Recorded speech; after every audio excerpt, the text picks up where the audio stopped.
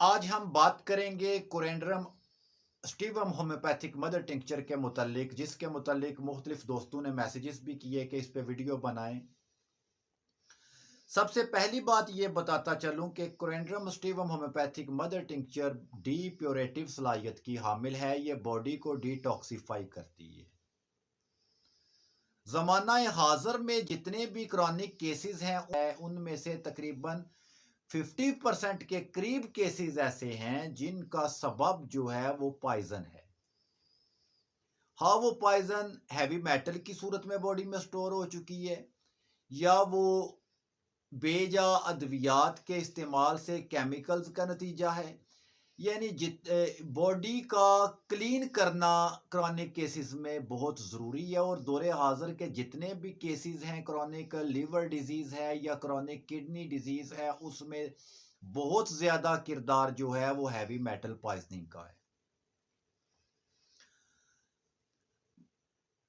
खैर, पॉइजन एक लादा मौजू है। इस पे हम इंशाअल्लाहुल अज़ीज़ जो आइंदा हमारे लेक्चर्स हैं उनमें हम इसी पे डिस्कस करेंगे, क्योंकि पॉइजन की भी मुख्तलिफ अक़साम हैं। कुछ मादनियाती जहरें हैं जिनमें आर्सेनिक है, लेड है, मरकरी है, वगैरह वगैरह। इसी तरह कुछ निबाताती जहरें हैं जिनमें बेलाडोना वगैरह शामिल है, ओपियम वगैरह शामिल है। कुछ हैवानाती जहरें हैं जिनमें क्रोटेलस वगैरह शामिल है, लेक्सिस वगैरह शामिल है, और कुछ माइक्रोबियल जहरें हैं। ठीक है, इन तमाम पे हम एक अलहदा से जो है सीरियल शुरू करेंगे इंशाअल्लाहुल अज़ीज़। इसी वीडियो के बाद जो है हमारा फोकस मुकम्मल इसी पे होगा। Coriandrum officinalis homeopathic mother tincture chronic kidney disease में बहुत इफेक्टिव है। जब क्रिएटिनिन का लेवल बढ़ा हुआ होता है, यूरिया का लेवल बढ़ा हुआ होता है, यूरिक एसिड का लेवल बढ़ जाता है, तो ऐसे केसेस में जो है कोरेंडरम ऑफिशियलिस स्टीवम होम्योपैथिक मदर टिंक्चर जो है वो हम इस्तेमाल करेंगे, जिससे क्रिएटिनिन लेवल भी लो हो जाएगा, urea level, uric acid level, ये तमाम के तमाम नॉर्मलाइज हो जाएंगे। इसके साथ ये यूटीआई में भी मुफीद है, इन्फेक्शन ख़त्म करने वाली है। अगर यूरिन में पस और आरबीसी आ रहे हैं, प्रोटीन आ रही है, तो ऐसी कंडीशन में ये कोरेंडरम ऑफ स्टीवम होम्योपैथिक मदर टिंक्चर जो है वो काफ़ी मुफीद जानी जाती है। लीवर केसेस में, क्रॉनिक लीवर डिजीज़ में हेपाटाइटिस में मुफीद है। हिपाटोप्रोटेक्टिव मेडिसन है, लीवर को क्लीन करती है, डिटॉक्सिफाई करती है। काफ़ी सारी बॉडी में जो हैवी मेटल की वजह से जो लीवर डिजीज़ हैं उनको तमाम को ख़त्म करती है। इसकी सबसे बड़ी खूबी ये है कि ये अल्कलाइन हसीयत की हामिल है। बॉडी में जितनी भी बीमारियां एसिड के बढ़ने की वजह से होती हैं उन तमाम को ये ख़त्म करती है। ये ये इस बात का तो आपको इल्म है कि बॉडी की दो ही कंडीशंस हैं, एक अल्कलाइन और दूसरी एसिड। यानी या एसिडिटी बड़ी होती है या अल्कलाइनिटी होती है बड़ी हुई, या नॉर्मल पीएच लेवल होता है। जिसमें पीएच लेवल को डिस्टर्ब करने में हमारा जो है दौरे हाज़िर में हवा का बड़ा रोल है। बॉडी में कार्बन डाइऑक्साइड का बढ़ा हुआ होना, ऑक्सीजन लेवल का लो होना, ये तमाम चीज़ें मैटर करती हैं। इन तमाम चीज़ों को मद्देनज़र रखा जाता है। लेकिन पीएच लेवल जब डिस्टर्ब होता है, बॉडी में एसिड बढ़ जाता है, तो ऐसे इन्वायरमेंट में कैंसर सेल्स भी ग्रो करते हैं, मुख्तलिफ तरह की बीमारियां पैदा होती हैं, हड्डियां गलनी शुरू होती हैं, ऑस्टियोप्रोसिस होता है, आर्थराइटिस होता है। यानी मुख्तलिफ फॉर्म में बीमारियां पैदा होती हैं, मुख्तलिफ किस्म की बीमारियां पैदा होती हैं, यानी सिर्फ एक पीएच लेवल डिस्टर्ब होने की वजह से। ऐसी सूरत में जो है एसिड के लेवल को कम करने के लिए जो है हमें ऐसे मेडिसिन की ज़रूरत है जो अपना मिजाज अल्कलाइन रखती हो। तो कोरेंडरम स्टीवम होम्योपैथिक मदर टिंक्चर जो है ये अल्कलाइन सलाहियत की अमल है। एसिडियोसिस में जो है ये बहुत मुफीद मानी गई है। यानी जिस बीमारी का काज सबब जो है वो बॉडी का एसिडिक होना है, ऐसी कंडीशन में कोरेंडरम स्टीवम होम्योपैथिक मदर टिंक्चर का इस्तेमाल किया जाता है। गैठिया वगैरह में भी, गोट वगैरह में, ऑस्टियोप्रोसिस वगैरह में ये जो है बहुत मुफीद मेडिसन है। हेपाटाइटिस में इसका इस्तेमाल बहुत मुफीद जाना गया है।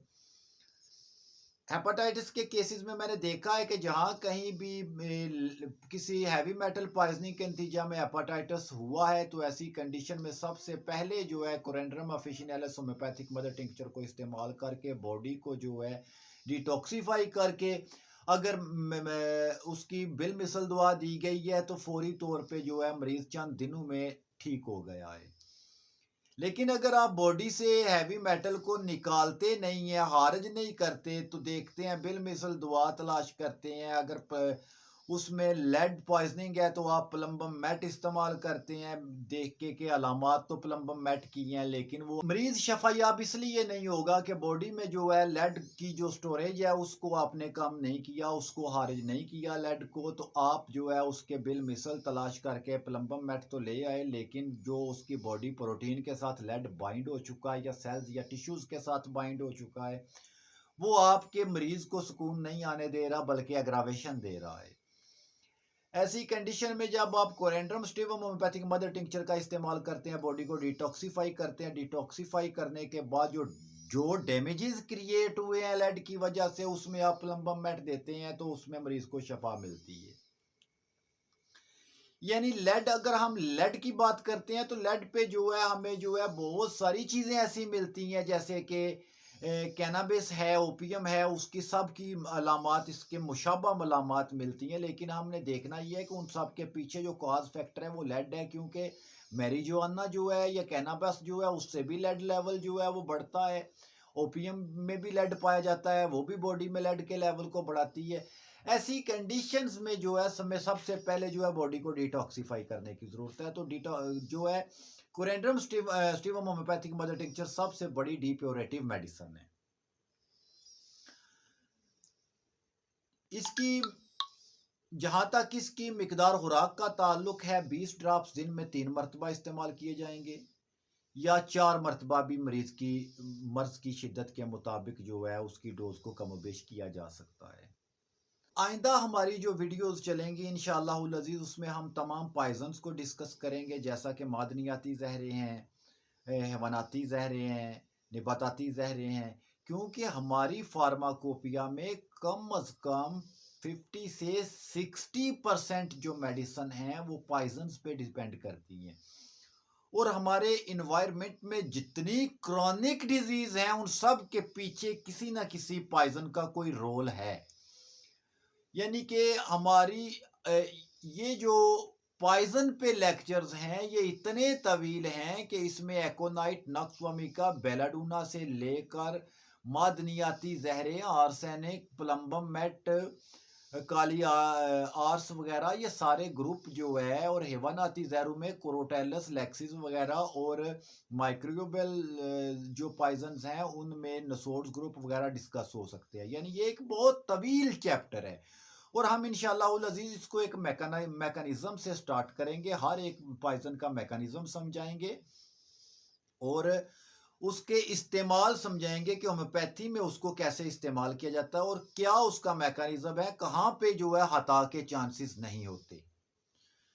इसी के साथ इजाज़त चाहूँगा। अगर वीडियो पसंद आई तो हमारे चैनल को लाइक कर लें, सब्सक्राइब कर लें, ताकि हर आने वाली वीडियो की इत्तला आपको बर वक्त मिलती रहे। फ़ी अमानिल्लाह, अल्लाह हाफिज़।